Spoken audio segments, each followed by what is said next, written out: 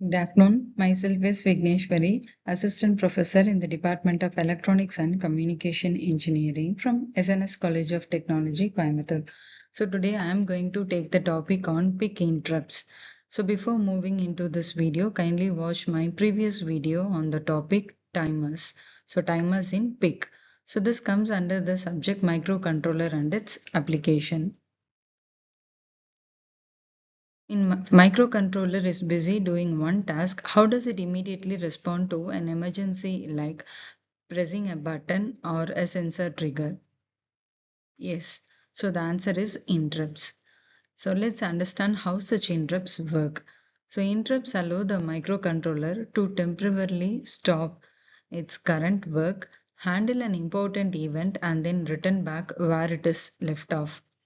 So think of this as like a phone call. Even if you are studying, when your phone rings, you pause and attend the call and then resume studying again. So that is exactly how interrupts work inside a PIC microcontroller. Types of interrupts. In PIC microcontroller, interrupts can be generated from different sources. External interrupts from a button, timer overflow interrupt, and peripheral interrupt like USART, ADC, etc. So each interrupt alerts the CPU saying something important happened, please handle me now. Next, why interrupt latency? So now let's talk about interrupt latency.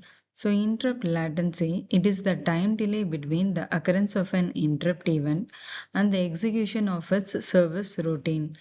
This delay happens because the CPU must finish the current instruction, save important information like the program counter, and jump to the interrupt service routine. In real-time system, lower interrupt latency means better performance, especially in safety critical applications.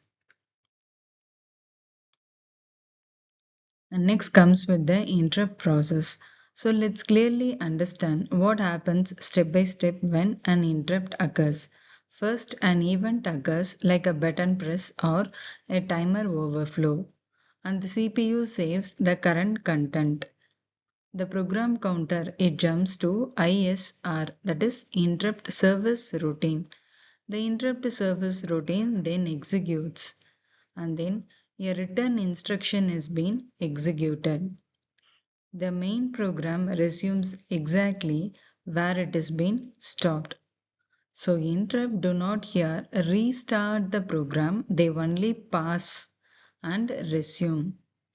So event occurrence, context saving, jumping to the ISR.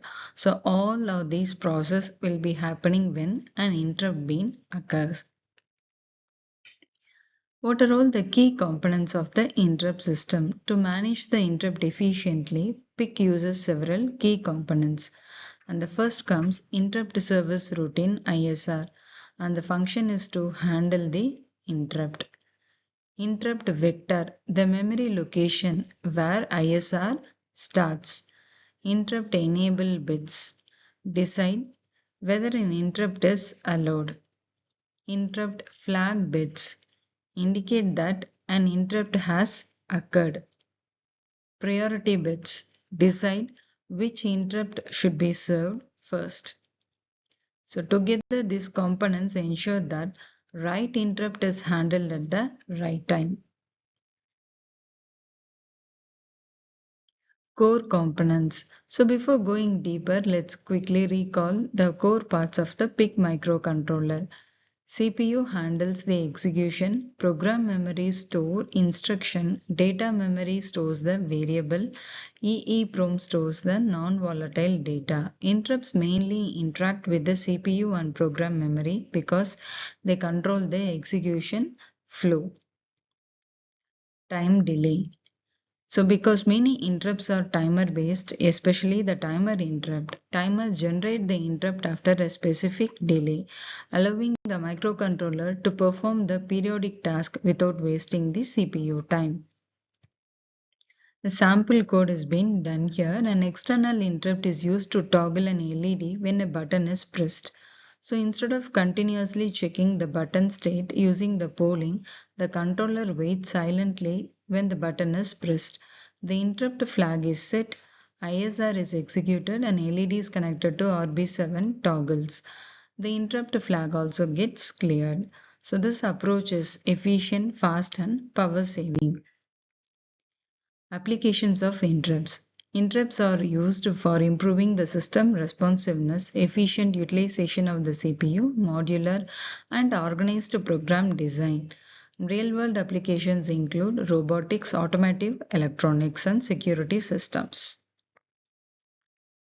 A quick activity here, like for curiosity challenge, why is an external interrupt better than polling?